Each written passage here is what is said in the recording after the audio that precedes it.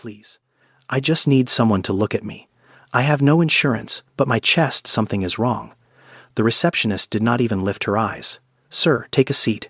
We will call you when we can." He lowered himself into a cold plastic chair. The fluorescent lights buzzed above him. The smell of antiseptic hung thick in the air. No one looked his way. Then, a hand rested gently on his shoulder. A woman in a cleaning uniform held out a bottle of water and whispered, "They will see you, sir. Just hold on." And that single moment of kindness from the lowest paid worker in the building, it was about to expose everything rotten inside these walls and change both of their lives in ways neither of them could have imagined. Clarence Whitfield stood at the floor-to-ceiling window of his penthouse in downtown Richmond. 14 stories below the city moved in its usual rhythm. Cars lined up at traffic lights, people crossed streets without looking up. And there, sitting on the edge of the skyline like a crown jewel, was Whitfield Memorial Hospital. His name was etched across the front of that building in letters tall enough to read from a mile away. He built that hospital 9 years ago, poured over $200 million into it. State-of-the-art equipment, the best doctors money could recruit, a place where people were supposed to be healed, a place where people were supposed to be safe. His wife Lorraine was not safe. 3 years ago, Lorraine went in for a routine gallbladder surgery. Everything went fine.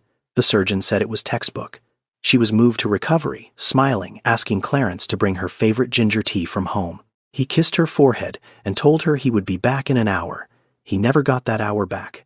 While he was gone, Lorraine began feeling a deep, sharp pain in her abdomen. She pressed the call button. A nurse came in, checked her chart, and told her it was normal post-surgical discomfort. Lorraine said it was not normal. She said something felt wrong inside her body. The nurse noted in the file, "Patient is anxious and overly sensitive to post-operative pain." Lorraine pressed the button again 40 minutes later. This time, nobody came for 20 minutes. When they did, they gave her a mild painkiller and told her to rest. 6 hours after her surgery, Lorraine Whitfield died from internal bleeding. A blood vessel had been nicked during the procedure. It was small enough to miss on the operating table, but large enough to kill her while she lay in a hospital bed pressing a call button that nobody took seriously. Clarence held her hand as it went cold. He remembered the exact moment, the way her fingers relaxed, the way the warmth drained out of her skin like water, leaving a cracked glass. He sat there for a long time after holding a hand that could no longer hold him back. What haunted him was not just the medical error. Errors happen. What haunted him was what he discovered afterward. He had hired an independent review team to investigate. What they found shook him to his core. There is a pattern in American healthcare that researchers call diagnostic dismissal. It happens when a patient reports symptoms and the medical staff minimizes or ignores them. Studies show it happens far more often to women, and it happens even more often to Black women. Their pain is rated lower. Their concerns are documented as anxiety. Their bodies are not believed. Lorraine was a Black woman. Lorraine was not believed. Clarence read every study he could find. He sat in his office for weeks reading research papers, medical journals, case reports. And the more he read, the more he realized that what happened to Lorraine was not an accident. It was a system, a quiet, invisible system that treated some patients like people and others like problems to manage. He tried to fix it from the top. He brought in consultants. He rewrote policies. He held meetings with the hospital board. And for a while, the numbers looked better on paper. But then the quarterly reports started telling a different story. Patient satisfaction scores dropped 3 quarters in a row. Complaints about wait times went up. Complaints about staff attitude went up. The board told him it was a staffing issue. Budget constraints, burnout, the usual explanations wrapped in the usual language. Clarence did not buy it. He had heard polished explanations before. He had watched executives turn problems into presentations. He knew how easy it was to make ugly numbers look reasonable when you controlled the narrative. He picked up his phone and called Calvin Reeves. Calvin had been his assistant for 12 years. The only person Clarence trusted without hesitation. "Calvin, I need you here tonight. What's going on?" "I'm going into the hospital." Not as the owner, not as Clarence Whitfield. He paused, looked out the window one more time at the building that carried his name. "I'm going in as a nobody. And I need you to help me disappear. Calvin arrived at the penthouse within the hour. He found Clarence in the bedroom, standing in front of the closet, pulling out clothes he had not worn in decades. Old jeans, a faded work jacket with a broken zipper, a pair of scuffed boots that had belonged to his father. Calvin leaned against the doorframe and watched. He did not like this. "Sir, your blood pressure has been high all month. Dr. Abrams told you to reduce stress. This is the opposite of reducing stress." Clarence pulled a wool beanie over his head and looked at himself in the mirror. The transformation was striking. Without the tailored suit, without the gold watch, without the posture of a man who owned rooms before he entered them, Clarence looked like someone the world had forgotten. Just an older man, tired, worn down. "How do I look?" he asked. Calvin shook his head. "Like someone who needs help." "Good, that's the point." They went over the plan. Clarence would check into the emergency room at Whitfield Memorial complaining of chest pains. He would give a false name. Eugene, no last name, no insurance, no emergency contact, no identification. Just a sick old man walking in off the street. Now here is something most people do not know. In America, there is a federal law called EMTALA, the Emergency Medical Treatment and Labor Act. It requires every hospital that accepts Medicare funding to screen and stabilize any patient who comes to the emergency room regardless of their ability to pay. That is the law. On paper, every patient is equal. But paper and reality are two very different things. Studies have shown that patients without insurance wait longer, receive fewer tests, and are discharged faster than patients with private coverage. The law says you must be treated. It does not say you must be treated well. That was exactly what Clarence wanted to test. Calvin drove him to the hospital in a plain sedan. No driver, no town car. They parked in the public lot 3 blocks away and walked. The evening air was sharp. December in Richmond carried a bite that got into your bones. Clarence's hands trembled as he buttoned the jacket. Calvin noticed. "You okay? I'm fine. Your hands are shaking." Clarence looked down at his fingers. He was not sure if it was the cold or something else. Something deeper. Fear, maybe. The fear of finding out that the building he created had become the very thing that killed his wife. They reached the entrance. Calvin stopped. Clarence kept walking. At the edge of the parking lot, Clarence turned back. "Stay close. Keep your phone on. If I text you the word Lorraine, come get me. No questions." Calvin nodded. His jaw was tight. He did not say what he was thinking, which was that this was a terrible idea, and that Clarence was 68 years old with a heart condition walking into a hospital, not as a patient who would be prioritized, but as someone the system was, designed to overlook. Clarence turned and walked toward the automatic doors. They slid open with a soft hiss. The fluorescent light poured over him like cold water. The smell hit him first. Antiseptic. Stale coffee. The faint metallic scent of something he could not name, but recognized from 3 years ago. He stepped inside, and just like that, Clarence Whitfield ceased to exist. He was Eugene now. A man with no name that mattered, no money that showed, and no one in the world waiting for him. The emergency room was a world unto itself. Rows of blue plastic chairs bolted to the floor, most of them occupied. A television mounted high on the wall played the news with the sound off. Somewhere to the left, a child was crying, not screaming, just a low, exhausted whimper, the kind that meant the child had been crying for a long time and no longer had the energy for volume.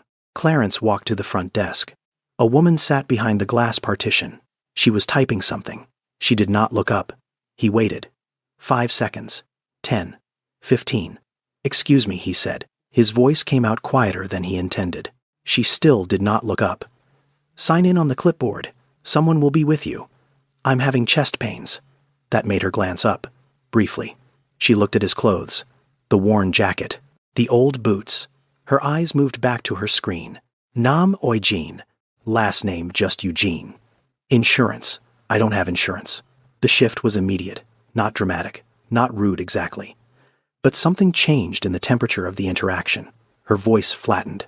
Her eyes drifted past his shoulder. "Have a seat over there. Someone will call you." Clarence sat down. The chair was hard and cold. He folded his hands in his lap and waited. 45 minutes passed. He watched the room. A young woman came in with a swollen ankle. She had an insurance card. She was called within 15 minutes. A man in a business suit arrived holding his wrist. He gave his insurance information and was taken back almost immediately. Clarence sat, and sat, and sat. Across from him, a young mother held a little girl on her lap. The child's forehead was slick with sweat, her cheeks flushed red. The mother rocked her gently, whispering things Clarence could not hear. Her eyes were rimmed with red. She had been crying, but she was holding it together. Barely. She had been there before Clarence arrived. She was still waiting. In the American healthcare system, the average emergency room wait time for an uninsured patient is more than twice as long as for someone with private insurance. This is not a theory. This is not something that happens in rare cases. This is the daily reality for millions of people across the country. They sit in plastic chairs under buzzing lights, and they wait because the system processes people not by how sick they are, but by how they are covered. Clarence felt a tightness in his chest. At first, he thought it was anger, the slow burn of watching his own hospital treat people this way. But then the tightness sharpened. It moved from his chest into his left shoulder. His breathing got shallow. He gripped the armrest of the chair. Hard. This was not acting anymore. The stress, the cold walk, the hour of sitting in a hard chair, the weight of everything he was seeing it, had triggered something real. His heart was pounding, not fast but irregular, like it was skipping beats, like it could not find its rhythm. He closed his eyes and took a slow breath. Then another. The tightness did not go away. It sat there heavy, like a stone pressing against the inside of his ribs. He was 68 years old. He had high blood pressure, and he was sitting in an emergency room where no one had checked on him for nearly an hour. For the first time since he walked through those doors, Clarence Whitfield was afraid. His name was finally called after 1 hour and 12 minutes. A nurse led him down a narrow hallway into a small examination room.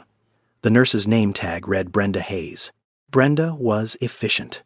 She wrapped the blood pressure cuff around his arm, squeezed the bulb, watched the gauge. She typed something into the computer. She did not make eye contact.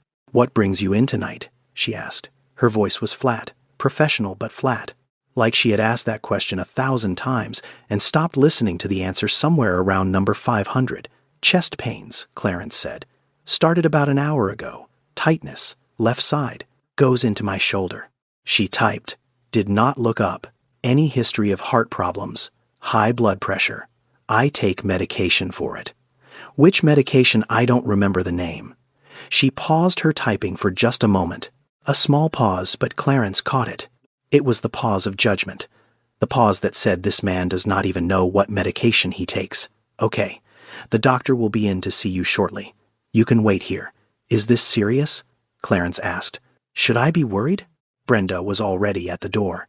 She turned halfway. "The doctor will tell you. Just wait here." The door closed. Clarence looked around the room. It was small. The overhead light flickered every few seconds, a faint strobe that made the walls feel like they were breathing. The bed was old. The sheet had a yellowish stain near the edge that someone had tried to bleach out but had not quite managed. A ceiling fan turned slowly overhead, making a low rhythmic creak with each rotation. This was not the room they put priority patients in. Clarence had toured every floor of this hospital.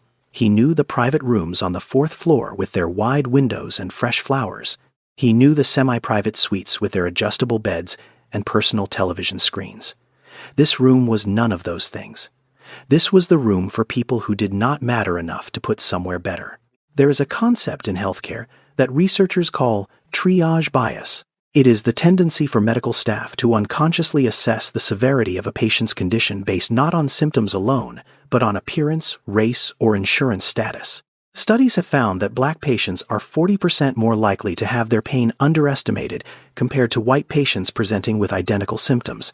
It is not always intentional. Sometimes it is just a habit, a pattern worn so deep into the system that the people inside it cannot even see it anymore. Clarence sat on the edge of the bed. The paper cover crinkled under his weight. Outside the door he could hear voices. Laughter. Someone telling a story about their weekend.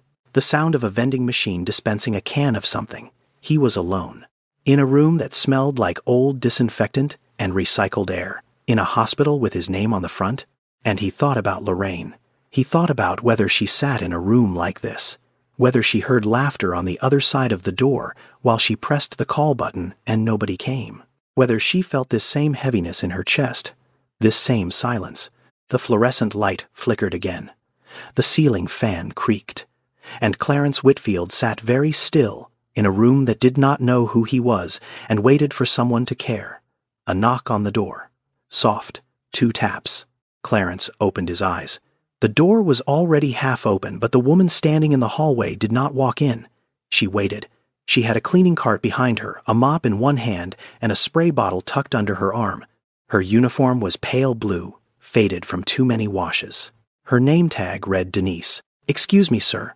I need to clean the room. Is that okay?" Clarence nodded. He was still sitting on the edge of the bed, the thin paper sheet crinkling beneath him. He had not moved in over an hour. Denise pushed her cart inside and started with the floor near the door. She worked quietly, methodical. The mop moved in slow, even strokes. She was not rushing. She was not cutting corners. She was just doing her job the way someone does when they take pride in work that nobody notices. She glanced at him, paused. "You don't have a blanket." Clarence looked down. She was right.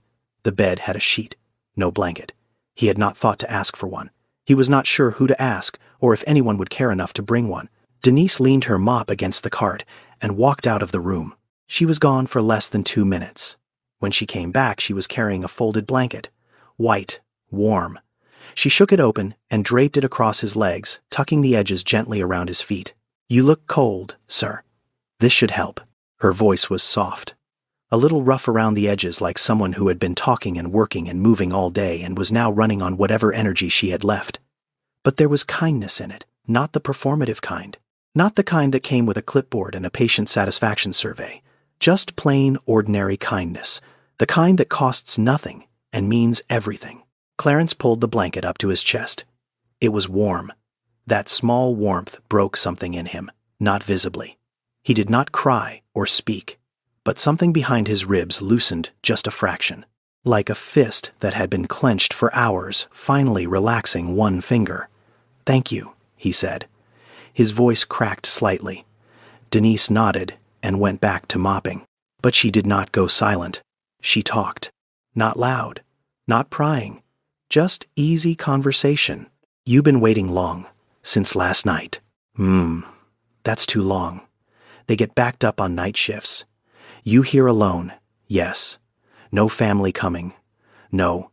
She did not push. She just let the silence sit for a moment, then filled it gently. "Well, at least the room is clean now." "That's something right." He almost smiled. She finished the floor and moved to the small sink in the corner. As she wiped it down, she asked, "You eat anything today?" Clarence shook his head. He had not eaten since yesterday afternoon. His stomach had stopped growling hours ago. It had given up. Denise stopped wiping. She looked at him, really looked at him, not the way the receptionist had looked through him, not the way Brenda had glanced past him. Denise looked at him the way you look at someone when you actually see them. "Hold on," she said. "I'll be right back." She left the room. 10 minutes passed. Clarence heard her cart rolling down the hallway, then silence, then footsteps coming back. She walked in carrying a small plastic container, the kind you buy at a dollar store. The lid was scratched, and the bottom had a strip of masking tape with the letters D. Patterson written in black marker. She set it on the bedside table and opened it. Rice, chicken, a few pieces of steamed broccoli. Steam rose from the container, thin and slow. "It's just rice and chicken," she said, "but it's warm." Clarence looked at the food. This was not hospital food. This was not from the cafeteria. This was her dinner. The meal she had packed at home that morning, carried on the bus, stored in the break room refrigerator, and heated up for herself because she had a long shift ahead and this was all she had, and she was giving half of it to a stranger. He took the container with both hands. The plastic was warm against his palms. He ate slowly. The rice was soft. The chicken had been seasoned with garlic and something else he could not name, but tasted like home, like someone's kitchen, like care. Denise went back to her cart. She did not watch him eat. She gave him that dignity. She just wiped down the windowsill, adjusted the blinds, so the hallway light would not bother him, and quietly finished her work. When she left, she paused at the door. "You need anything else, sir, you press that button.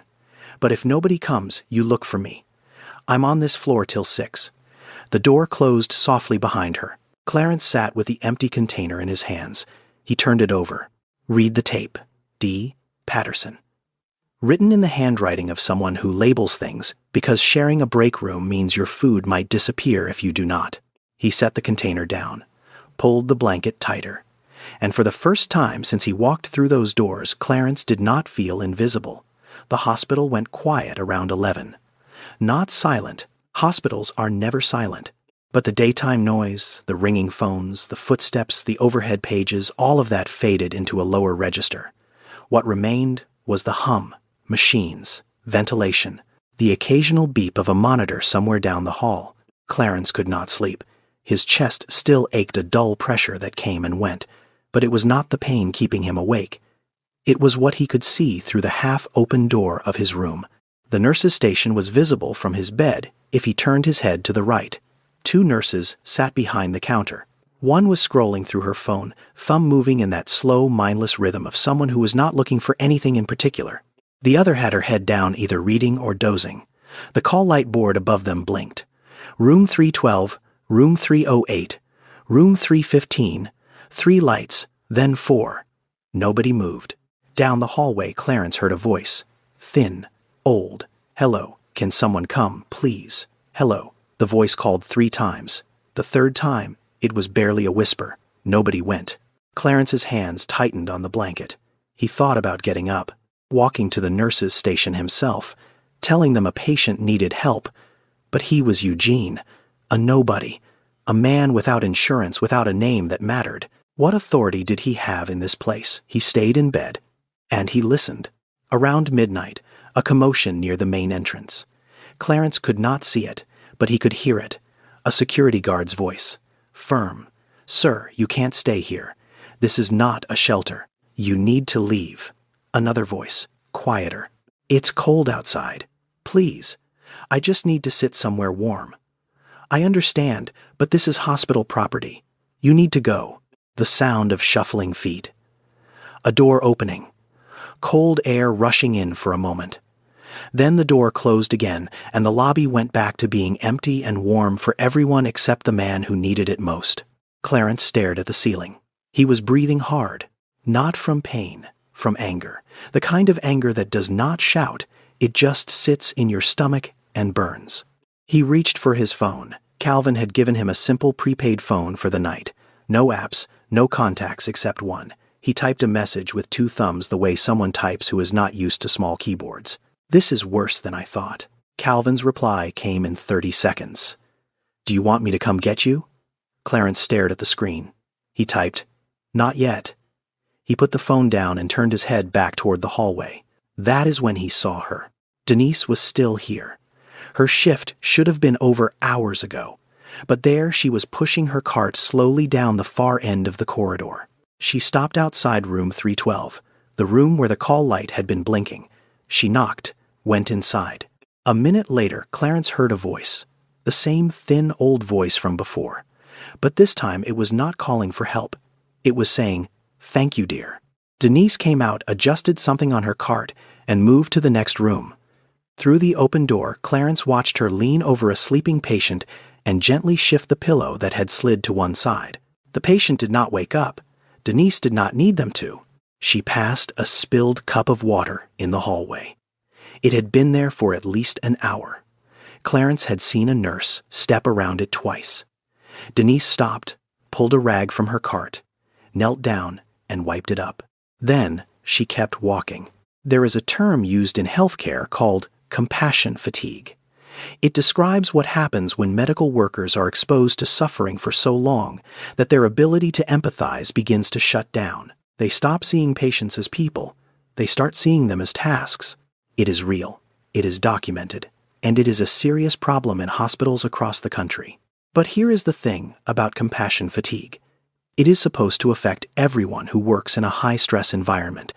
Every nurse, every doctor, every aide, and every cleaning lady. Denise had been working in this hospital for 8 years. She worked a second job during the day. She had her own problems at home, her own pain, her own exhaustion. By every measure, she had more reason to be burnt out than anyone else in the building. And yet, she was the only one still showing up.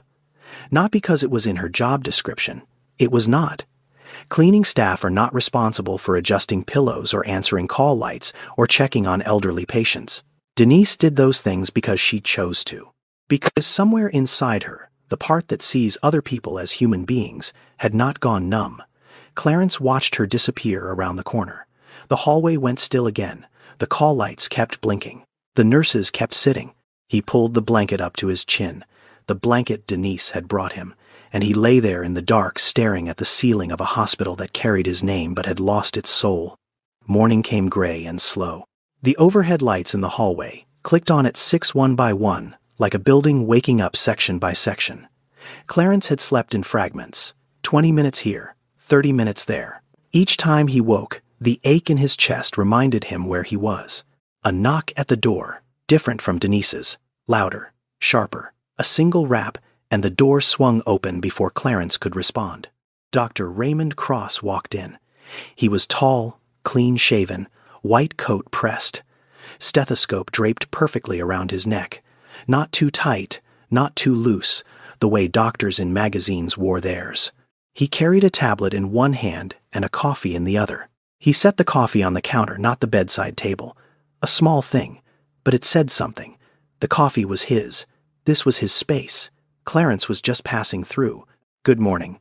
I'm Dr. Cross. I'll be handling your case today." He glanced at the tablet screen.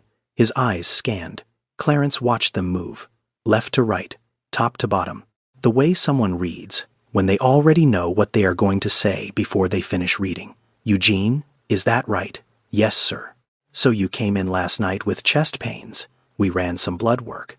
Vitals looked a little elevated, but nothing that points to an acute cardiac event. Your EKG showed some irregularities, but nothing immediately dangerous." He said all of this without looking up. Fast, efficient, like a man ticking items off a checklist. "What kind of irregularities?" Clarence asked. Cross glanced at him, briefly. "Some variation in your heart rhythm. Could be stress-related. Could be age-related. It's worth following up with a primary care physician." "What does my blood work say? Anything else I should know?" "Nothing alarming. Some markers were slightly elevated, but within a range we see in men your age. Again, something to discuss with your regular doctor." Clarence leaned forward. "I don't have a regular doctor. I told the nurse last night. I don't have insurance." There it was. The pause. Not long. Maybe 1 second. But in that 1 second, something shifted in the room. It was not that Cross became rude. He did not raise his voice or roll his eyes. It was subtler than that. It was the way his posture adjusted, the way his weight shifted toward the door. The way the conversation went from "might take 5 minutes" to "will take 2. There are community health clinics in the Richmond area that offer services on a sliding scale. We can get you a referral list before you're discharged. How long is the wait at those clinics? Cross paused again. This time he looked at Clarence. Really looked. And for a moment, Clarence thought the man might say something honest, something real, something like, "The wait is long, and I'm sorry, and the system isn't built for people like you." But he did not say that. "It depends on the clinic. Some have availability within a few weeks. You should call ahead." Now, here is what Dr. Cross did not say. He did not say that the average wait time at a community health clinic in Virginia for a new patient without insurance is between 3 and 6 months. He did not say that many of those clinics are understaffed and underfunded and turn away patients every single day. He did not say that telling a 68-year-old man with heart rhythm irregularities to call ahead and follow up is essentially the same as telling him to figure it out on his own. This is what healthcare professionals call the referral gap. It is the space between being technically discharged with a plan and actually receiving the care you need. On paper, the patient was seen. On paper, a referral was made. On paper, everything was done correctly. But in reality, the patient walks out the door with a piece of paper and a prayer. It is legal. It is standard practice. And it happens thousands of times a day in hospitals across America. The system does not deny you care. It just makes care so difficult to access that the denial happens on its own quietly, without anyone having to take responsibility for it. Cross finished, typing his notes. He tucked the tablet under his arm, picked up his coffee, and moved toward the door. Everything about the visit had been correct. He had introduced himself. He had reviewed the chart. He had explained the results. He had offered a follow-up option. If you had filmed the entire interaction and shown it to a medical review board, not a single thing would have been flagged. And that was the problem. Everything was right, and nothing was right. Dr. Clarence said just before Cross reached the door. Cross turned, half turned. Thank you for your time, Clarence said it quietly. Not sarcastically, not angrily, just quietly. The way you thank someone when you know the transaction is over, and nothing you say will change the outcome. Cross nodded. Take care of yourself, Eugene, and he was gone. Clarence sat on the bed. A folded piece of paper lay on the blanket beside him. The referral list. He picked it up. 3 clinic names, 3 addresses, 3 phone numbers, printed in small type on a half sheet of paper that had been photocopied so many times the text was beginning to blur. He folded it carefully, twice, put it in the pocket of his old jacket, and sat there in a room that smelled like disinfectant and stale coffee in a hospital, with his name on the building, holding a list of places he would never need, but that millions of people depended on as their last hope. The difference between Dr. Cross and the woman who mopped his floor was not education, it was not training, it was not intelligence, it was something simpler than all of those things and harder to teach. It was the difference between doing your job and seeing the person in front of you. The door opened just after noon. Denise walked in with her cart mop already in hand. She looked at Clarence and stopped. "Oh, you're still here." She said it with genuine surprise. Not judgment. "They haven't discharged you yet." "Not yet." She shook her head. "Lord, they move slow when they want to." She parked her cart by the door and got to work. Same routine.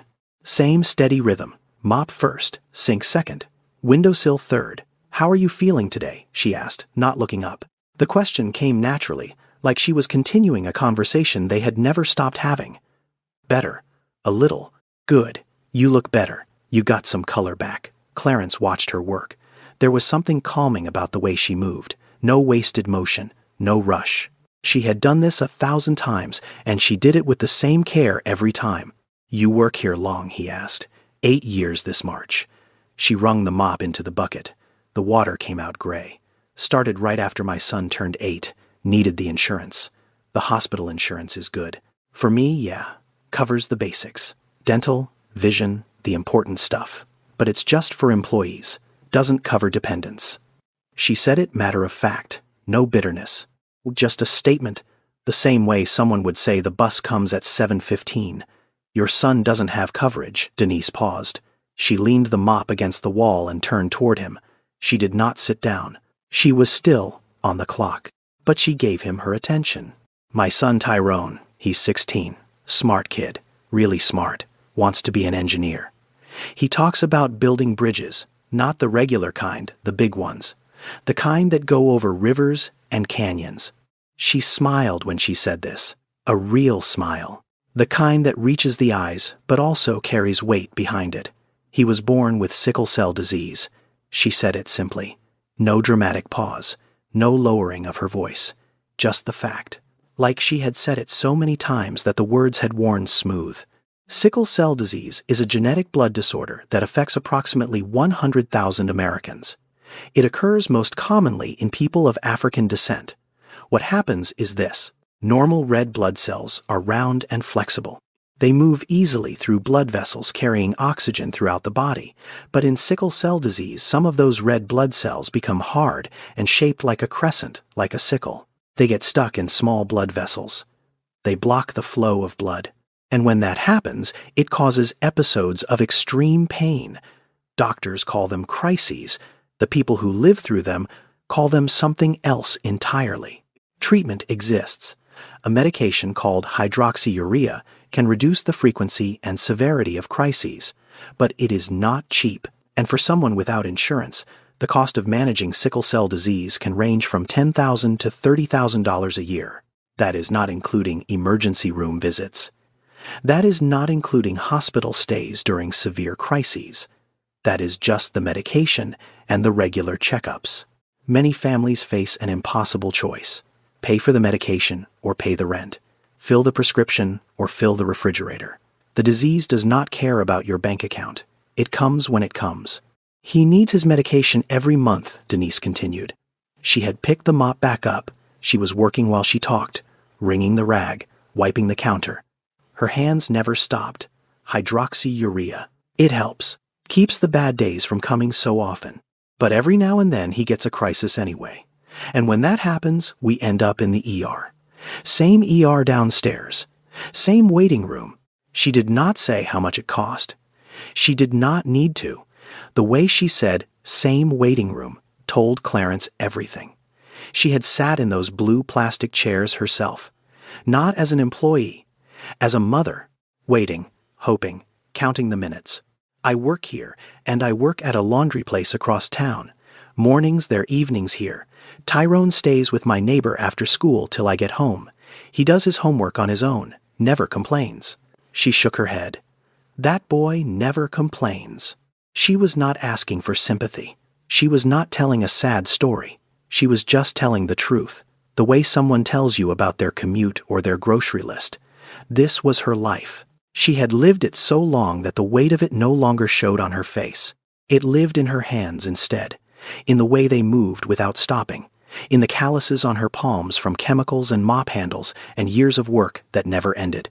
Clarence sat very still. He did not trust his voice. There was a knot in his throat that he could not swallow past. This woman stood in his hospital every night cleaning floors that no one thanked her for cleaning. And during the day she folded other people's laundry so she could afford to keep her son alive. He sounds like a good kid, Clarence said.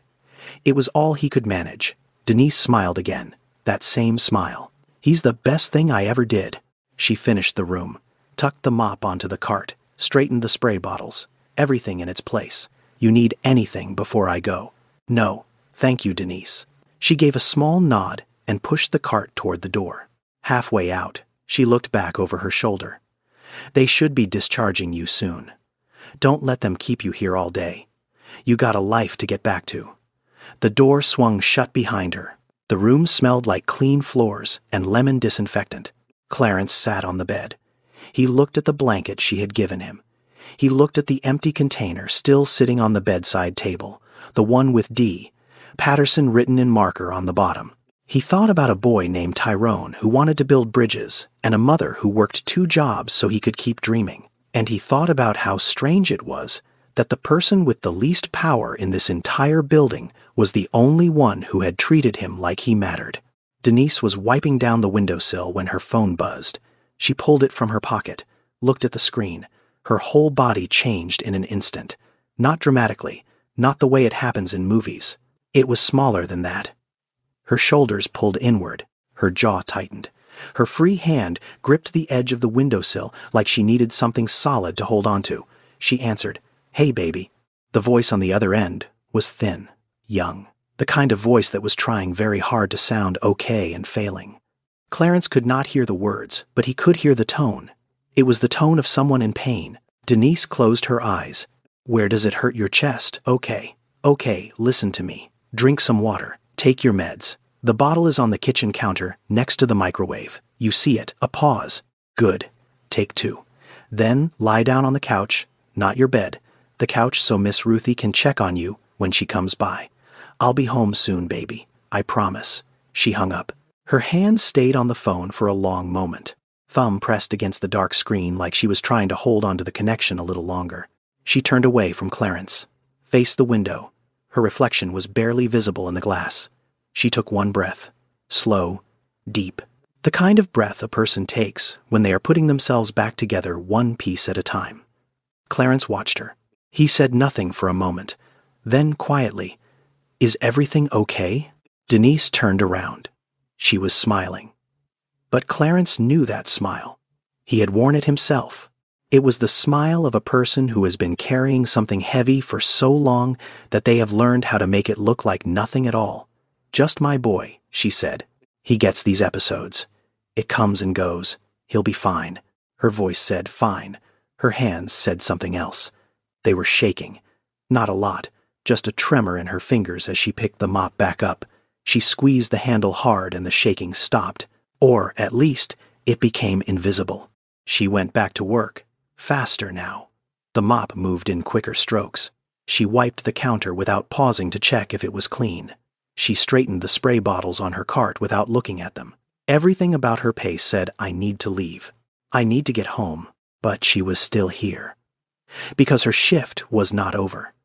Because if she left early, she would lose hours. And if she lost hours, the next paycheck would be short. And if the paycheck was short, something would not get paid. The medication, the electricity, the bus pass. So she stayed, she cleaned, and she smiled. Clarence sat on the bed and watched her push the cart toward the door. She moved quickly, efficiently. A woman running a race against a clock that no one else could see. Denise. She stopped, looked back. I hope your boy feels better. Something flickered in her face. Just for a half second. A crack in the armor. Then it closed. She nodded. Thank you, sir. He always bounces back. He's tough like that. The door closed behind her. The room went quiet. Clarence sat very still. He was no longer thinking about the hospital. He was no longer thinking about the nurses, or the doctor, or the waiting room, or the system. For the first time since he walked through those doors, Clarence Whitfield was thinking about one person, a woman who mopped floors and packed her own dinner and worked 2 jobs and answered the phone in the middle of a shift to talk her 16-year-old son through a pain crisis from 40 minutes away because she could not be there to hold him. And she had smiled.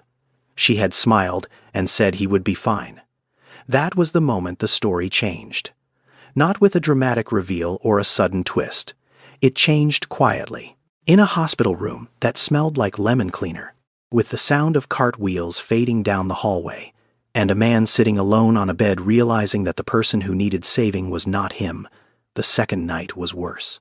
Clarence had drifted in and out of a shallow sleep. The monitor beside him beeped in a steady rhythm that should have been comforting but was not. The room was cold. The blanket Denise had given him was still draped over his legs, but the chill came from somewhere deeper. Just after 10, the pain returned. It started low, a dull ache behind his sternum, the same place as before. He breathed through it, told himself it was stress, told himself it would pass. It did not pass. The ache sharpened. It spread across his chest like a hand pressing down, then moved into his left arm. His fingers tingled. His breathing got tight, short, like his lungs could only fill halfway before something stopped them. He reached for the call button on the side rail, found it, pressed it. A small light blinked on above his door. He waited. 1 minute, 2 minutes, 3. Nobody came. He pressed it again. Held it down this time as if pressing harder would make someone care faster. The light blinked. The hallway stayed empty. 5 minutes, 7, 10. Clarence pulled himself to the edge of the bed. His legs felt heavy. His feet hit the cold floor, and the shock of it made him gasp. He stood, barely. One hand on the bed, rail the other against the wall. He shuffled toward the door. The hallway stretched out in front of him. Long, dim. The overhead lights were set to their nighttime setting, casting everything in a flat yellow glow. Half the bulbs flickered. The floor was clean. Denise had mopped it hours ago. He moved along the wall, one hand flat against the surface. Step by step, his heart was pounding. Not the normal kind. It was skipping, jumping. Like a drummer who had lost the beat and could not find it again. The nurse's station was 30 feet away. He could see it. 2 figures behind the counter. One was Brenda. She had her earbuds in.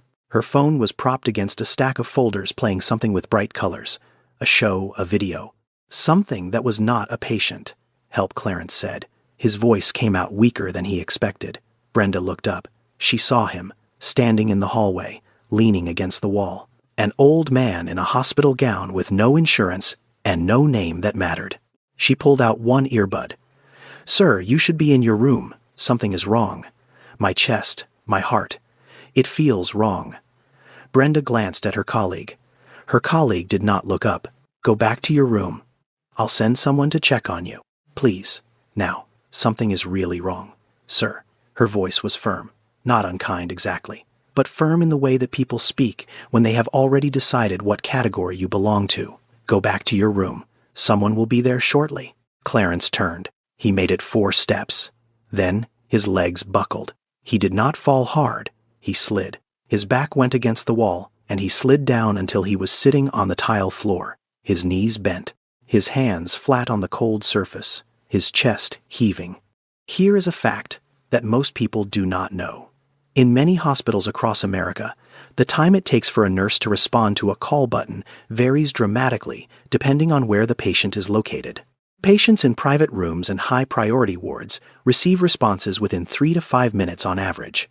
Patients in low-priority sections, the overflow rooms, the uninsured wards, the hallways that do not get visited by administrators often wait 3 to 4 times longer. In some cases, the call goes unanswered entirely. This is not a failure of individual nurses. It is a failure of systems that assign value to human beings based on how much revenue they generate. The rooms closest to the nurse's station get the fastest care. The rooms farthest away get the least. And the distance between those rooms is not measured in feet. It is measured in dollars. Clarence sat on the floor, his back against the wall, his heartbeat erratic. 20 minutes passed. He thought about Lorraine. He thought about her lying in a bed just like the one he had left, pressing a button just like the one he had pressed, waiting for someone just like he was waiting now. He closed his eyes. The hallway hummed with the sound of ventilation and distant machines. Then he heard it. Footsteps, fast, the sharp squeak of rubber soles on wet tile, coming from the stairwell at the end of the corridor. Getting closer. Sir. He opened his eyes. Denise was running toward him. She was not supposed to be on this floor. She had been cleaning 2 floors up. But she had heard something. A cough. A sound that carried through the quiet hallway. And she had come. She dropped to her knees beside him. Her cleaning gloves were still on. She pulled them off and pressed 2 fingers to the side of his neck. Her touch was firm, practiced. She had done this before. Not in a hospital training session. In her own living room, on her own son, during nights when no one else was there. Sir, look at me. Can you breathe? Tell me what you feel. My chest, Clarence whispered. It's skipping. My heart. It feels like it's skipping. Denise kept her fingers on his pulse. She counted. Her lips moved silently.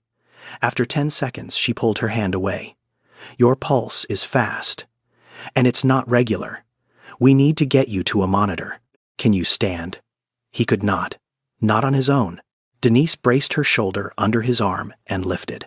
She was not a big woman, but she was strong in the way that people are strong when they have spent years carrying things heavier than themselves. She got him upright, walked him to the nurse's station. Brenda was still behind the counter. There is a patient on the floor in C12. He needs help. Now. Brenda stood up, slowly. What happened? He collapsed in the hallway. His pulse is irregular. He needs a cardiac monitor, and he needs a doctor. Brenda reached for the phone. She was taking her time. Denise did not wait. She walked past the station, found a wheelchair in the supply alcove, brought it back and helped Clarence into it. She wheeled him down the corridor to the monitoring room, a room with machines that could read what his heart was doing. She pressed the emergency call button on the wall. The on-call physician arrived in 4 minutes. Not Dr. Cross. A younger doctor. She checked his vitals, ran a quick EKG, and within seconds her face changed. He's in atrial fibrillation. We need to stabilize him now. Atrial fibrillation. It is one of the most common heart rhythm disorders in the world. What happens is this. The upper chambers of the heart begin beating out of sync with the lower chambers. Instead of a steady, coordinated pumping motion, the heart quivers. It trembles. It moves blood inefficiently. And if it goes untreated, it can cause a blood clot, a clot that travels to the brain, a stroke. In elderly patients, it can happen fast. Minutes matter. If Denise had not come down those stairs, if she had not heard that cough, if she had not checked his pulse with the same hands that she used to check her son's pulse on the worst nights of his life, Clarence Whitfield might not have made it to morning. The doctor worked quickly. Medication through an IV line. A monitor clipped to his finger. Wires taped to his chest. The beeping stabilized, slowly, beat by beat. The rhythm found its way back. Clarence lay on the bed. His eyes were open. The room was bright. Machines hummed around him. The doctor wrote notes. A nurse, not Brenda, adjusted the IV drip. And beside him, sitting in a plastic chair she had pulled from the corner, was Denise. She had not been asked to stay. She had no medical reason to be there. Her shift had nothing to do with cardiac monitoring or IV medication or emergency protocols. She was the cleaning lady. But she was there. She reached over and took his hand. Her palm was rough, calloused from years of chemicals and mop handles and hot water and work that never stopped. Her fingers curled around his gently. The way you hold something fragile. The way you hold something that matters. You're going to be okay, sir. I'm right here. Clarence looked at her hand, holding his. He did not speak. He did not need to. He just held on. The room settled. 3 in the morning. The kind of hour that belongs to nobody. Too late for night, too early for day. A hollow in-between time when hospitals go so quiet you can hear the building itself breathing. Clarence was stable. The monitor beside him beeped, in a steady rhythm now. The medication had done its work. His heart had found its pace again like a clock that someone had wound back to the correct speed. But he was awake, wide awake. The kind of awake that comes after your body has been genuinely afraid. He turned his head. Denise was still there. She sat in the plastic chair beside his bed, her legs crossed at the ankles, her hands in her lap. She was wiping her fingers with a damp cloth, one at a time, slowly. The chemical smell of cleaning solution clung to her skin even after she scrubbed. "You're still here," he said. She looked up. "I wanted to make sure you were all right. My shift ended an hour ago. You should go home. Your son. My neighbor is with him, Miss Ruthie. She stays over when I work late. Tyrone knows the routine." She folded the cloth into a small square, set it on her knee. "He texted me 30 minutes ago. Said the pain went down. He's sleeping now." Clarence studied her face. She looked tired. Not the tired of someone who needed sleep, the tired of someone who had been tired for years and had stopped noticing. "Denise." "Yes, sir." "Why do you do this? Sitting here, bringing me food, checking on patients in the middle of the night. None of this is your job." She did not answer right away. She unfolded the cloth, refolded it. A small, nervous habit that said she was deciding how much to share. When Tyrone was 4, she began, her voice low and steady. He had his first real crisis, sickle cell. "Do you know what that looks like in a child?" Clarence shook his head. His whole body locked up, every muscle, every joint. He screamed for 3 hours straight, not crying, screaming. The kind of scream that comes from a place so deep inside a child that you don't even know it exists until you hear it. They gave him morphine. It barely touched it. They gave him fluids. They gave him everything they had. And then they left. Because there were other patients, other rooms, other emergencies. And a 4-year-old boy with sickle cell in a hospital bed was just another case on the board. She paused. Her eyes were focused on something that was not in the room. Something 12 years away. I sat with him all night. Alone. No family nearby. My mother had passed the year before. His father was gone long before that. It was just me and this little boy screaming into a pillow because he couldn't scream anymore, and the nurses had stopped coming. Clarence did not move. He barely breathed. Around 2 in the morning, a woman came into the room. I didn't know her name. She wore a cleaning uniform. Same as mine. She had a mop and a bucket. She looked at Tyrone. She looked at me. And she didn't say, "I'm sorry." She didn't say, "It'll be okay." She set her mop against the wall, walked out, and came back 5 minutes later with a warm blanket and a cup of coffee. Denise's voice softened. Not to a whisper, just to the register where words become more careful, more precise, like they are being placed instead of spoken. She wrapped that blanket around Tyrone, tucked it under his chin. Then she handed me the coffee, and she said, "Mama, you eat too. You can't take care of him if you fall apart." The room was very still. The monitor beeped. Once, twice. That woman didn't have a medical degree. She didn't have a fancy title or a white coat. She had a mop and a kind heart, and she saved me that night. Denise looked at Clarence. Her eyes were clear. Not tearful. Clear in the way that truth is clear. when someone has lived with it long enough to stop being broken by it. Not my son, me. She saved me.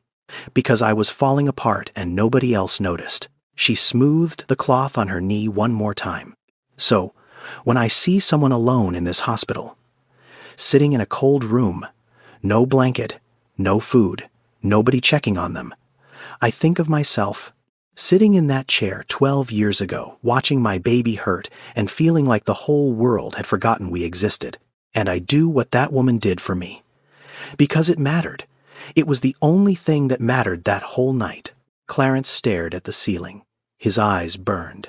Not from pain, from something much older than pain. A hot, quiet pressure behind his eyelids that he had not felt since the day he held Lorraine's hand for the last time. He blinked. Once. A single tear rolled down the side of his face and disappeared into the thin hospital pillow. In the dim light of the room, Denise could not see it. And that was fine. Some things do not need to be seen. They just need to be felt. She stood up after a while, gathered her cloth, tucked it into her pocket. You get some rest, sir. I'll check on you in the morning. Denise. She stopped at the door. Thank you. She smiled. A small one. The kind that lives in the corners of the mouth and does not try to be more than what it is. You don't have to thank me, Eugene. It's just what you do. The door closed. The room went dark. And Clarence lay there in a hospital bed connected to machines that measured his heartbeat, thinking about a woman who measured her life not in dollars or titles, but in cups of coffee and warm blankets and the simple, stubborn refusal to let another human being suffer alone. Morning light crept into the room through the half-closed blinds, gray and thin, the kind of light that does not warm anything. Clarence had slept in short stretches, waking each time the monitor beeped a little differently than before. He was sitting up now, propped against two flat pillows, eating what the hospital called breakfast: a piece of white bread, a small carton of milk, a cup of orange juice that tasted like it had been mixed from powder 3 days ago. He heard the voice before he saw the person. It came from the hallway, sharp, the kind of voice that belonged to someone who was used to being obeyed, not loud but cutting. The words carried through the open door like they had edges. "Patterson, come here!" Clarence turned his head. Through the doorway he could see a section of the hallway. A man in a gray polo shirt with a lanyard around his neck was standing near the supply closet. Terrence Holt, facilities manager. Clarence knew the name. He had approved the hiring 2 years ago, but he had never met the man in person. Denise walked over. Her cart was behind her. She had just started her evening shift. "This floor," Holt said. He pointed at the ground. "There's a stain near C14. It's been there since this morning. You were on last night." "Why wasn't it handled? I was helping a patient," Denise said. Her voice was calm, even. "In C12. He collapsed in the hallway. I had to assist until the doctor arrived." Holt stared at her. His expression did not change. It was the expression of someone who had already decided what the correct answer was before the question was asked. "That is not your job, Patterson. You are custodial staff. When a patient has a medical issue, you call a nurse. You don't play doctor." Nobody was responding to his call button. I checked his pulse and got him to the monitoring room. The on-call doctor said if I hadn't. "I don't care what the doctor said." Holt's voice dropped. Not to a whisper.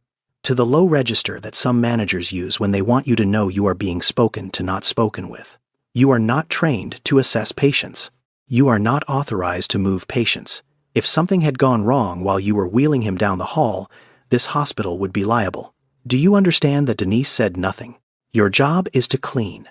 Floors, rooms, bathrooms. That is what you are paid for. Stay in your lane. She nodded. Once. Small. The nod of someone who had heard this before, who had learned that arguing did not change anything and only cost energy she could not afford to waste. She turned back to her cart, picked up the mop, walked toward room C14, and started cleaning the stain. In hospitals across America, there is an unspoken rule that workers at the bottom of the hierarchy are expected to stay within their defined roles. When a custodial worker, a kitchen aide, or a transport assistant steps outside their job description, even to help a patient, they risk disciplinary action. Researchers call it scope creep punishment. It happens because the system values liability management over patient outcomes. The question is, never did you help someone. The question is, were you authorized to help someone? And if the answer is no, the help itself becomes the problem. Denise mopped the stain in silence. She did not look back at Holt. She did not look toward Clarence's room. She just worked. Head down, hands moving. The way she always worked. The way she had worked for 8 years. Clarence sat on the bed. His hands gripped the edge of the mattress so hard his knuckles went white. His jaw was clenched. His breathing was controlled but deliberate. The kind of breathing a person does when every cell in their body wants to do something and they are forcing themselves to stay still. He wanted to walk into that hallway.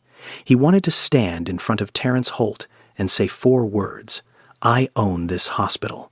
He wanted to watch the color drain from that man's face. He wanted to end this right now, right here, with one sentence that would change everything, but he did not. Because if he revealed himself now, Holt would be fired. One person, one consequence. And then what? The system would adjust. Someone else would take Holt's place.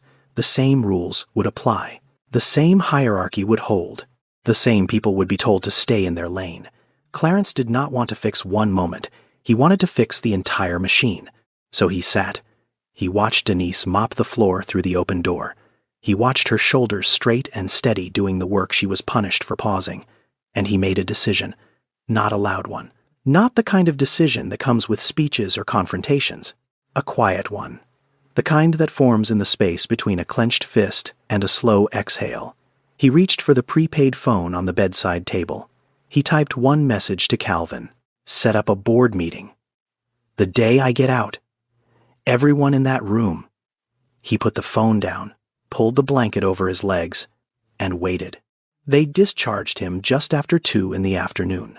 A nurse he had not seen before handed him a plastic bag with his old clothes inside and a single sheet of paper with discharge instructions. Take the prescribed medication. Follow up with a primary care physician. Avoid stressful situations. The instructions were printed in a font so small that a man his age would need reading glasses to make sense of them. Clarence changed in the bathroom. He pulled on the worn jeans, the faded jacket, the scuffed boots. He looked at himself in the mirror above the sink. Eugene stared back at him, tired, older than he remembered. There were shadows under his eyes that had not been there 3 days ago. He folded the hospital gown and left it on the bed, neatly, the way Lorraine used to fold things. Corners matched, edges straight, a habit he had picked up from her without realizing it until she was gone. Before he left, he walked to the 3rd floor. He did not take the elevator. He took the stairs. Slowly. His chest still ached, but the medication had brought his heart back into rhythm, and the ache was manageable now. A dull reminder, not a threat. He found her in room 321. Denise was on her knees, scrubbing the base of a toilet with a brush. Her cart was parked in the hallway. The radio on her belt was turned low, playing something soft that he could not quite hear. He knocked on the open door. She looked up, smiled. "Eugene, you're leaving. They finally let me go." She stood up, pulled off one glove to wipe her forehead with the back of her hand. "Good. You look better. You got some strength back." Clarence stood in the doorway. He looked at this woman, kneeling on a bathroom floor in a hospital that bore his name, scrubbing porcelain with a brush that had seen better days, wearing a uniform that was 2 shades lighter than it was supposed to be because she had washed it so many times. And she was smiling at him, genuinely. The way you smile at someone you are glad to see. "Thank you, Denise, for everything." She waved her hand. The glove flapped loosely on her wrist. "Oh, stop. Just doing what anyone would do, sir." "No, not anyone. Just you." He did not say it out loud. The words stayed inside him in the place where the things that matter most live. The place that does not need a voice to be heard. You take care of yourself, Eugene, and go see a doctor. A real one. Don't let them give you a list and send you home. I will. And eat something. Real food, not that mess they serve downstairs. He almost smiled. Almost. "I will." She nodded, pulled her glove back on, got back down on her knees, and went back to work.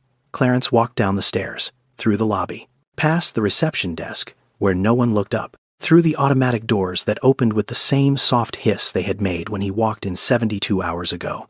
The air hit him. Cold, December cold. The kind that finds the gaps in your clothing and settles into your bones. He stood on the sidewalk for a moment, just breathing. Calvin was parked across the street in the plain sedan.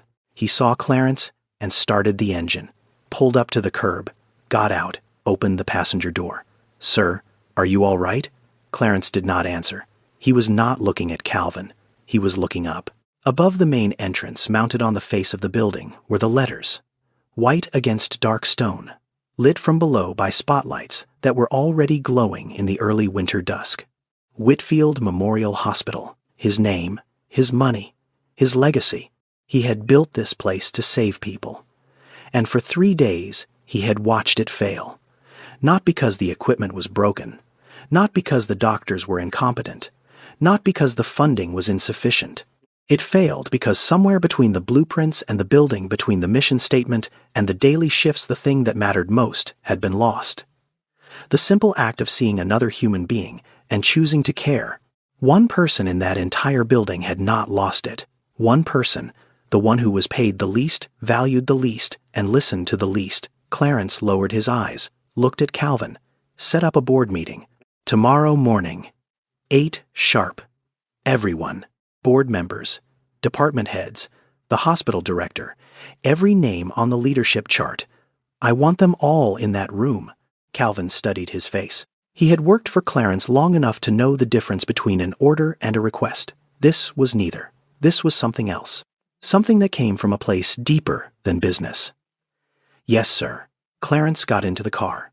Calvin closed the door, walked around to the driver's side, started the engine. As the sedan pulled away from the curb, Clarence turned his head and watched the building shrink in the side mirror. The letters of his name grew smaller, the lights dimmed. But the weight of what he had seen, what he had felt, what he had learned on that cold bathroom floor, and in that dark hallway, and in the quiet of a 3 a.m. conversation with a woman who had nothing but gave everything that weight did not, shrink. It grew.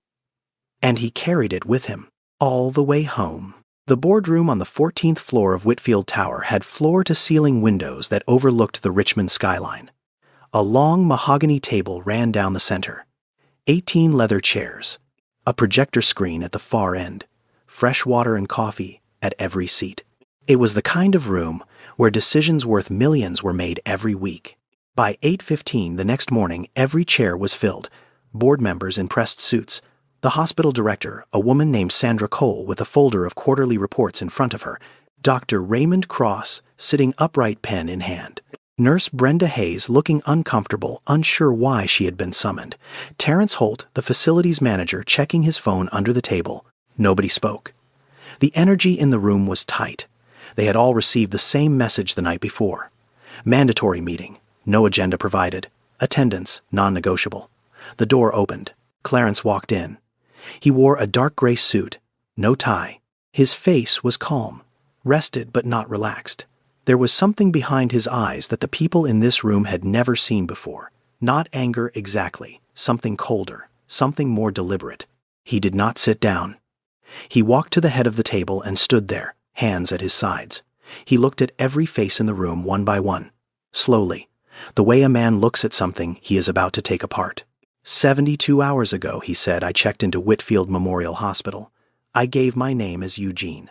I had no insurance, no identification, no emergency contact. I walked into the emergency room as a 68-year-old black man with chest pains and nothing else. The room went still. Sandra Cole lowered her folder. Cross put down his pen. Holt stopped touching his phone. I waited over an hour before anyone acknowledged me. When a nurse finally took my vitals, she did not look me in the eye. She did not ask follow-up questions when I described my symptoms. She sent me to a room at the far end of the hall, a room with a stained sheet and a flickering light. Brenda's face changed. The color left it slowly, like water draining from a sink. A doctor examined me the next morning. He reviewed my chart, told me nothing was alarming, and gave me a referral list for community clinics. He did not explain my test results. He did not ask if I understood my condition. He was in and out of the room in under 4 minutes. Cross opened his mouth. then closed it. On my second night, I experienced an episode of atrial fibrillation. I pressed the call button. No one came. I pressed it again. No one came. I made it into the hallway before my legs gave out. I sat on the floor of my own hospital for 20 minutes before anyone helped me. He paused. Let the silence do its work. The person who found me was not a nurse. She was not a doctor. She was a cleaning lady. She checked my pulse. She got me into a wheelchair. She wheeled me to the monitoring room herself because the nurse on duty could not be bothered to stand up. The on-call physician told me later that if this woman had not intervened, I could have had a stroke. Sandra Cole's hand was over her mouth. She was not breathing. And the next morning, the facilities manager reprimanded her, in front of patients, for helping me. He told her to stay in her lane. Holt's face went white, dead white. The kind of white that comes when a man realizes his own words are about to be read back to him by the person who signs his paycheck. Cross leaned forward. Mr. Whitfield, with all due respect, everything that was done followed established protocol. The triage process, the discharge procedures, the referral system, all of it was within standard medical guidelines. Clarence looked at him. He did not blink. And my wife died under your protocols, Dr. Cross, 3 years ago, in this hospital, following every guideline, every procedure, every standard. She pressed the call button. She told the nurse something was wrong. The nurse wrote in her chart that she was anxious. 6 hours later, she bled to death internally. The room was so quiet that Clarence could hear the coffee machine humming in the corner. Protocols do not hold your hand at 3 in the morning. Protocols do not share their dinner with a stranger. Protocols do not run down a stairwell because they heard someone coughing in a hallway. He placed both hands flat on the table. One person in this entire hospital treated me like a human being. One. And she is the one this institution pays the least and respects the least. Nobody moved. Nobody spoke. The coffee grew cold in every cup. 2 floors below Denise Patterson was mopping the hallway outside room 214. It was a Tuesday. Her shift had started 30 minutes ago. She had already cleaned 3 rooms and restocked the supply closet on the east wing. Routine. The same work she had done every evening for 8 years. She heard footsteps behind her. Fast. She turned. Terrence Holt was walking toward her. His face was different. She had never seen that expression on him before. Not anger, not authority. Something closer to fear. Patterson. You need to come with me. Denise gripped the mop handle. Her stomach dropped. She had been expecting this. Ever since the night she helped the patient in C12, she had been waiting for the consequence. Helping him was outside her scope. Holt had already warned her once. She figured this was the second warning. Or worse. Am I in trouble? She asked. Holt did not answer. The boardroom, 14th floor. Now, she had never been to the 14th floor. She did not even know there was a boardroom up there. She leaned the mop against the wall, wiped her hands on her uniform, and followed Holt to the elevator. She was still holding her rubber gloves. She had not thought to put them down. They dangled from her left hand like something she had forgotten to let go of. The elevator doors opened. The hallway was wide, carpeted, quiet in a way that the rest of the hospital never was. No beeping, no announcements, no crying. Just the soft hum of air conditioning and the distant murmur of voices behind a heavy door. Holt opened the door for her. She stepped inside. The room was enormous. Bigger than any room she had ever worked in. A long table stretched from one end to the other, surrounded by leather chairs, filled with people in suits. She recognized a few faces. Dr. Cross, the hospital director, Nurse Brenda. She did not recognize the others. They all looked at her. She became suddenly painfully aware of herself. Her uniform, the faded blue, the chemical smell on her hands, the rubber gloves she was still clutching. She stood in the doorway like someone who had walked into the wrong building and was waiting for someone to tell her to leave. A man at the head of the table stood up. Tall, gray suit, no tie. He looked familiar, but she could not place him. Something about his eyes, something about the way he stood. He walked toward her. Slowly. The room was silent. Every person at the table watched him move. He stopped 3 feet in front of her. Hello, Denise. She blinked. She looked at his face, his hands, the way he held his shoulders. Something clicked. Something deep in her memory. A voice in a dark room. A pair of eyes looking up at her from a hospital bed. A man who had no one. "You might not recognize me," he said. "But 3 nights ago you sat beside my bed at 3 in the morning and held my hand. You shared your dinner with me. Rice and chicken in a plastic container with your name taped on the bottom. You brought me a blanket when no one else noticed I was cold. You called me sir when no one else even looked at me."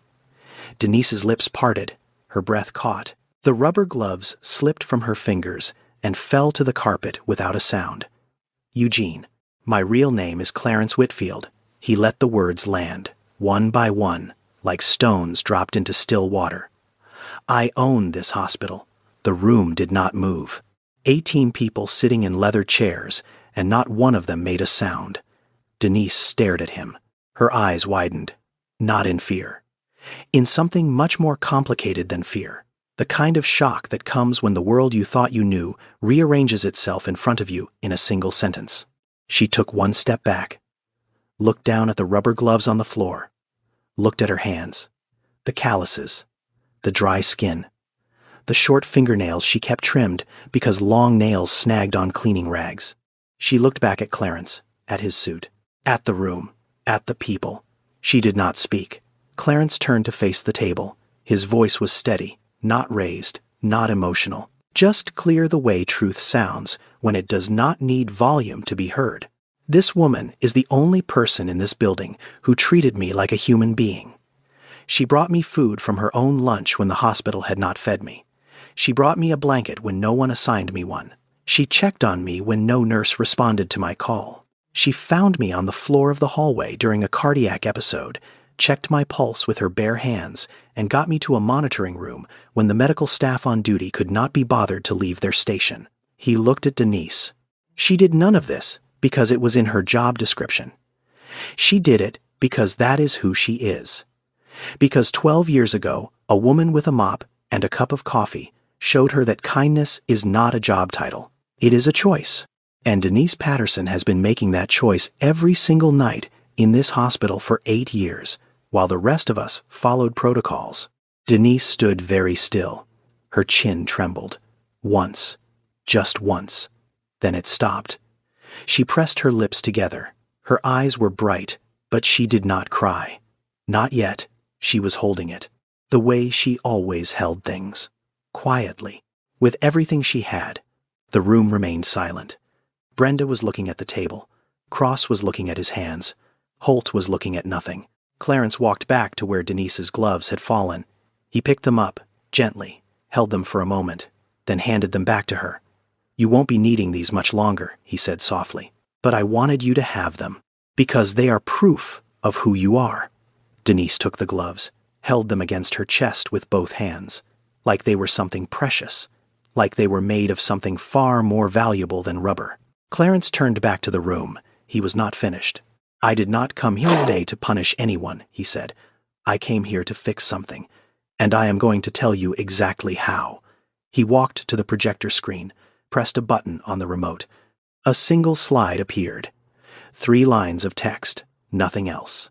Effective immediately, this hospital will launch a mandatory program called the Whitfield Patient Dignity Initiative. Every employee in this building, from surgeons to security guards, will complete a training course on patient dignity and equitable care.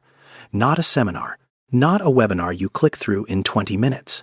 A real program, ongoing, evaluated, with consequences for failure and recognition for excellence. He looked at Denise. "And the person who will lead this program is standing right there." Denise blinked. Her mouth opened slightly. No sound came out. Denise Patterson will serve as the Patient Advocate Director of Whitfield Memorial Hospital. She will oversee the design, delivery, and evaluation of the entire initiative.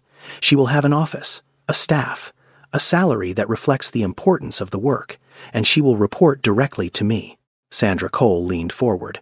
"Mr. Whitfield, with respect, she has no formal training in—" "She has 8 years of training," Clarence said. He did not raise his voice. He did not need to.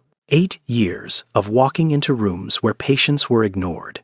8 years of listening when nobody else would. 8 years of doing what this entire leadership team failed to do. She does not need a degree in hospital administration. She needs what she already has, the ability to see people. He paused. Let the room absorb it. I am not giving her this position as a reward. I am giving it to her because she is the most qualified person in this building for the job.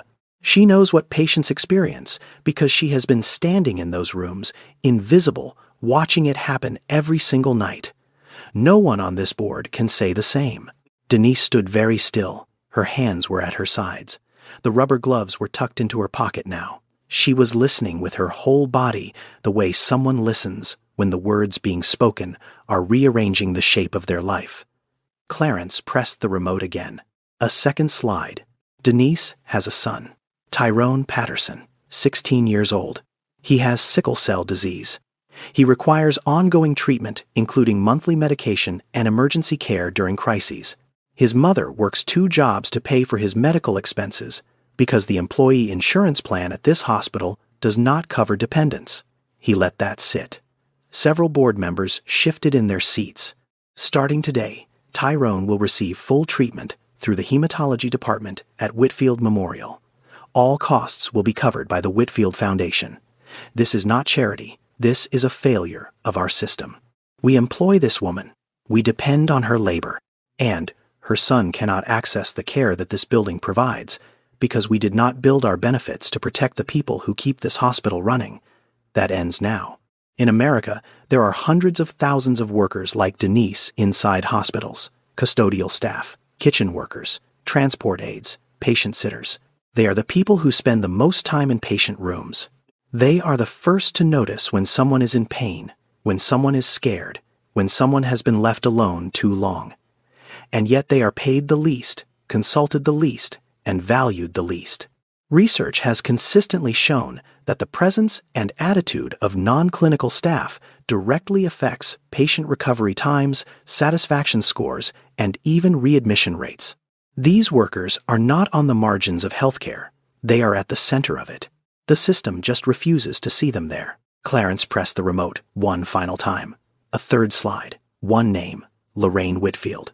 The room went completely silent. 3 years ago, my wife died in this hospital. She was not treated poorly because she lacked insurance.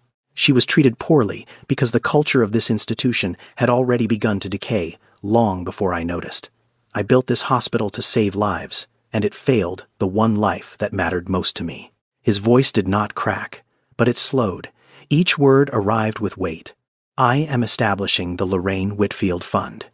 It will provide direct financial support to uninsured patients at all 14 Whitfield Medical Group hospitals. Not referral lists, not pamphlets, real assistance, medication, follow-up care, emergency coverage. The fund will be managed by a dedicated board, and Denise Patterson will serve on that board because she understands what it means to sit in a waiting room with no money and no hope and no one who cares whether you live or die. He turned to Denise. Denise, I want you to know something. I have run businesses for over 40 years. I have hired executives and fired executives. I have built buildings and closed buildings. And in all of that time, I have never met anyone who changed the way I see the world in 3 days. You did. Not because you did anything extraordinary, but because you did the most ordinary thing in the world. You were kind. And in a building full of people whose job it is to care for others, you were the only one who actually did. Denise pressed her lips together. Her chin trembled. Her eyes filled. She did not wipe them. She let the tears come. 2 of them, slow, rolling down her cheeks and falling onto the collar of her faded blue uniform. She was not crying because of the job title. She was not crying because of the money or the office or the fund. She was crying because for 8 years she had walked the halls of this hospital doing things that nobody asked her to do, things that nobody noticed, things that nobody thanked her for. And for the first time in all those years, someone had looked at her and said the one thing she had never heard: what you do matters. She wiped her face with the back of her hand, took a breath, steadied herself, and then she did something no one in that room expected. She looked at Clarence Whitfield, the billionaire, the man who owned the building she cleaned, and she said in a voice that was quiet but unbroken, "I don't need a title to do what I do, sir. but if a title means I can help more people, then I'll take it. Clarence nodded, and for the first time in 3 days, he smiled. 6 months later, the hallway on the 3rd floor of Whitfield Memorial Hospital looked the same. Same tile floors, same fluorescent lights, same faint smell of antiseptic and coffee, but something was different. Not in the walls, or the ceiling, or the furniture. In the air, in the way people moved through it. Denise Patterson walked down that hallway on a Tuesday morning. She wore a navy blazer over a white blouse. Her badge read Patient Advocate Director. Her office was on the 2nd floor next to the Patient Services Department. It had a window that looked out onto the parking lot. It was not a big office, but it was hers. Every Tuesday she led a workshop for new employees. All departments, nurses, technicians, cafeteria staff, custodial teams, security. The workshop was called Every Patient is Someone's Family. It lasted 90 minutes. It was not optional. She started each session the same way. She told the story of a cleaning lady who once gave a cup of coffee to a mother sitting alone in a hospital room at 2 in the morning. She did not name the cleaning lady. She did not need to. The story spoke for itself. Research has shown that patient experience programs led by former patients or non-clinical staff are up to 60% more effective than those designed by hospital administrators. The reason is simple. They know what it feels like. Not from a textbook, not from a survey, from the chair, from the bed, from the hallway floor at midnight when nobody comes. Once a week, Denise still cleaned a patient room. She did not have to. It was not in her new job description. But she kept a pair of rubber gloves in the top drawer of her desk, the same pair, worn thin in the fingers, faded at the wrists. She put them on every Friday afternoon and mopped one room on the 3rd floor. When people asked her why, she always said the same thing. So I don't forget where I started.